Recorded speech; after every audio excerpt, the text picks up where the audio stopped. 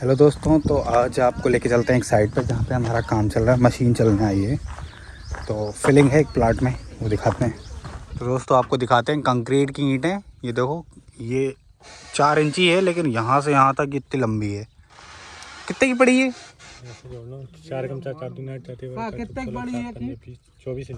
24 इंची 42 की एक। और ये वाली ईंट पड़ती है अपने को 5 रुपए की। हाँ अच्छा, 24 रुपए की है। उसका टैक्स में जो अच्छा टैक्स वैक्स जोड़ के। कहाँ से आई है ये? भोपाल से भोपाल से। हाँ 6 ईंट की एक ईंट है, ये सही है। 6 की क्यों है? 8 की है। 8 की एक है ये 8 की साइज में। तो को 4 इंची है, वही वाला साइज हैगा। और ये इसका जो इसकी जो लेंथ है ये 6 ईंट के बराबर है ना। तो कहाँ हुई 6 की? तो भाई 8 की थोड़ी है। एक ईंट हैगी 6 ईंट के बराबर की, और 34 रुपये प्लस टैक्स वैक्स मिला के 42 रुपये की पड़ रही है। तो अभी फिलिंग होगी। ये जो माल है इसके अंदर करना है। तो ये मशीन है अपनी 4x4, इससे कर रहे हैं।